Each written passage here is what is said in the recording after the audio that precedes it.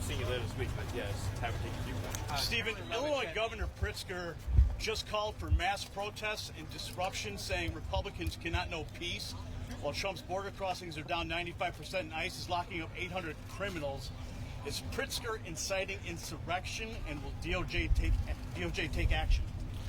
Well, what I would say is that his comments, if nothing else, clearly could be construed as inciting violence. So President Trump survived 2 assassination attempts against his life. Of course, there's been many more credible threats against President Trump and his family and associates. We've, of course, seen the spate of left-wing domestic terrorism all across this country. By the way, the destruction of property sits directly adjacent to attacks on humans and physical attacks. In other words, once you tolerate and once you allow for attacks on property, you're just a step away from people throwing Molotov cocktails into people's homes.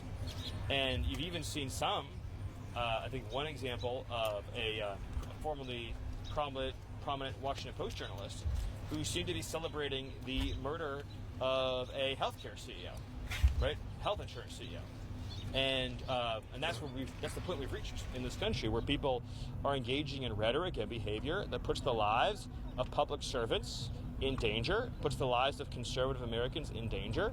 And so that's the first thing I would say. And then, of course, secondly, right, just this war that Democrat governors and mayors are waging against federal law enforcement.